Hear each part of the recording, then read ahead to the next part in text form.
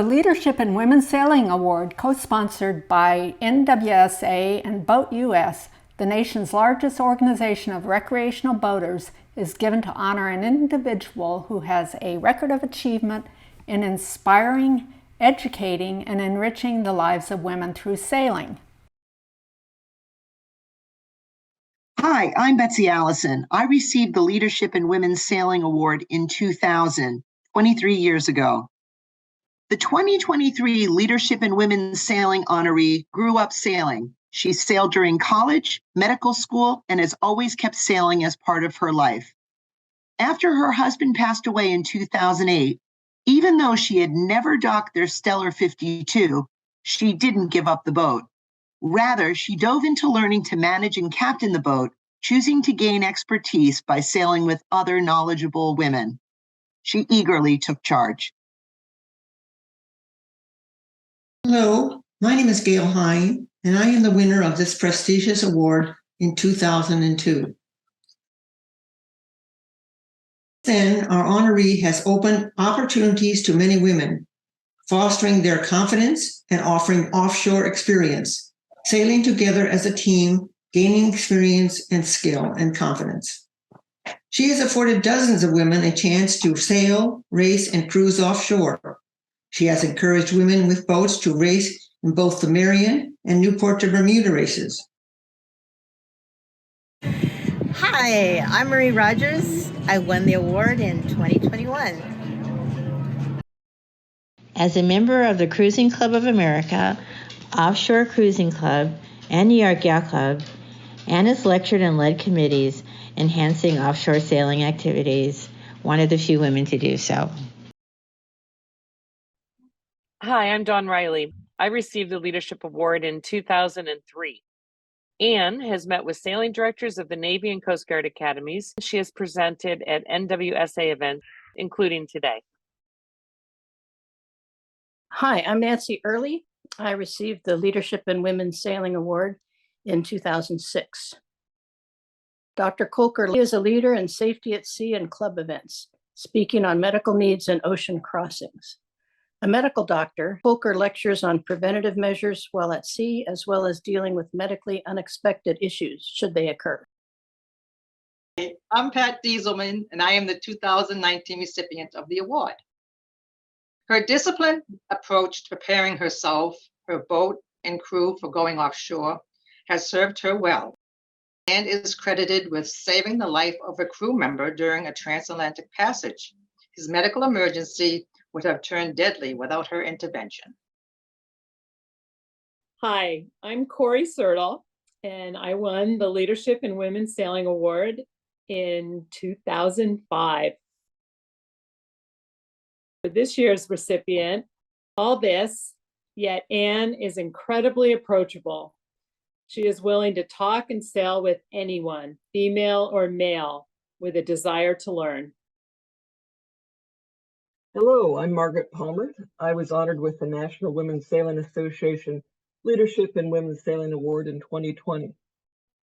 Anne has raced with all-women crews for numerous Marion, Newport, and Lobster Run races from Stonington to Booth Bay. Anne has been crew and the medical officer for Marblehead to Halifax and has crossed the Atlantic on a Contessa 32. Hello, everyone. I'm Linda Newland. I am the Leadership in Women's Sailing awardee for 2022. Anne is an active member of the Cruising Club of America, Offshore Cruising Club, New York, and Stonington Yacht Clubs. She is on the board of trustees of the Marion Bermuda race, where she has been instrumental in developing race strategies and providing seminar lectures. Hello, I'm Deborah Gail Malone, and I was very proud to nominate Anne Kolker for the 2023 National Women's Sailing Association Leadership Award. Anne's boat, Etoile, with Anne as captain, has won the Faith Paulson Trophy 5 times since 2011.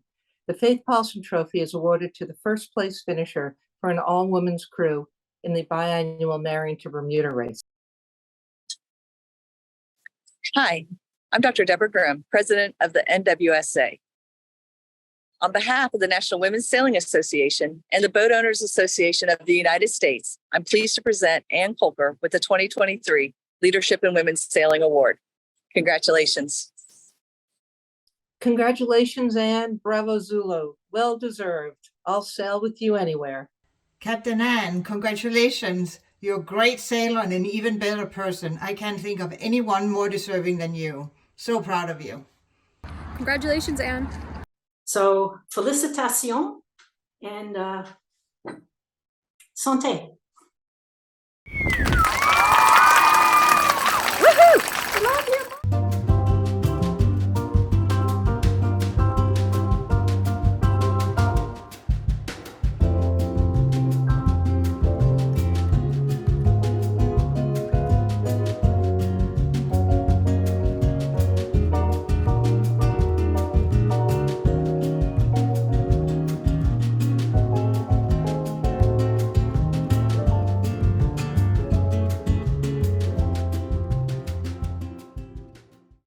Thank you to National Women's Sailing Association and BoatUS.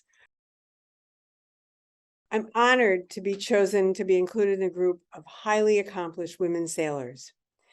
As a child, I was introduced to sailing by my aunt and uncle, who took my 2 cousins, my brother and myself, at sailing on their 47-foot sailboat. They instructed us how to fold the sail cover, how to hank on the jib, flake it, and when we were done sailing, how to polish the chrome.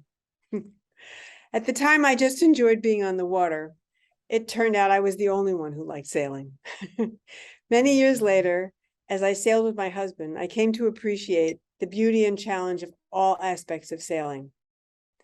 We graduated from a small island packet to a 42-foot Beneteau to our 52-foot sloop Etoile, which we bought together. We planned to retire, sail, and have adventures. But his diagnosis of pancreas cancer and subsequent death changed everything. Etoile is easy to sail with 2 people. I couldn't imagine parting with my boat. So I decided to keep Etoile and find crew. Friends suggested I apply to join an all-female race team doing the 2009 Marion to Bermuda race. Meeting Deb Gale changed everything. Having done 6 or 7 Bermuda races, Deb was vetting crew for the boat. Although I had never done an offshore race, in fact, I had never done any sailboat racing, I knew that my doctorate credentials could make me desirable. Deb and I met for dinner in New York City. I met the boat's captain, Maren Erskine. Then I met the rest of the crew, Garrett, Wendy, Deb Watson, and we began to practice on the J42 every weekend, sailing out of Watch Hill. Since Garrett was driving from Salem every time to come down and sail with us, I suggested she come and stay on Etoile with me in Stonington, which was very nearby. Garrett had moved her own boat from Salem, Massachusetts to Grenada, so I was very impressed with her skills. She asked me what my sailing goals were, and I said I wanted to feel as comfortable and confident as captain of Etoile as I did as an anesthesiologist in the operating room. She promised to help. At the time, I had never raised or lowered the in-the-boom roller furling sail, and I had never brought Etoile into the dock. I had much more to learn. We did start the race, but we turned back due to mechanical issues and a big storm that we were going to run into that made the captain uncomfortable. So we flew to Bermuda. And I turned to everybody and said, next time we'll do this on my boat. My first race was an all-female crew was the lobster run from Stonington, Connecticut to Booth Bay Harbor, Maine. It was a 300-mile Category 2 race that seemed like a good first try. Our group of 7 included Garrett as navigator, Deb Gale as safety officer, Deb Watson, and 3 other crew who were new to me, but who were racing experienced. As we crossed the finish line in Booth Bay, I was very pleased, as we all were, that we had a respectable finish, which means we didn't come in last. I went to the yacht club to check in, and I stood on the deck admiring the harbor and my boat. A man standing on the deck nearby asked if I'd been in the race. I replied, yes. He said, what boat were you on? And I said, Étoile. And he said, isn't that the all-female boat? And I said, yes, it is. And he said, and you made it. I calmly turned to him and said, well, you know, women actually know how to sail. To which he turned bright red and kind of backed away. Oh, well, and we do. As we brought Étoile back from Maine to Provincetown to spend the night, I met Ginny, who was also on her boat with an all-female crew, and I found we had much in common. Ginny's husband had died. She learned to captain her boat and was returning from a transatlantic trip on her boat. Ginny and I have done 2 Bermuda races together, and we've also pulled into a lot of docks where the young dock hands look at us and are kind of like, it's just the 2 of you? So after some electronics upgrades, additional sails, and required additional safety gear, I was ready for Bermuda. We practiced. We did the Fatigawi race in dense fog, and then we were set. Deb Watson asked if she could bring her adult daughter, Audrey, to come along, and I said, sure, why not? The wind at the start of the race was gusting over 30 knots. We reefed the sail, and I was told by my crew that the captain starts the race. So I took off and felt terrified. Everyone else seemed completely calm. And eventually the wind died down. And as anybody who's done an offshore race knows, every day is different.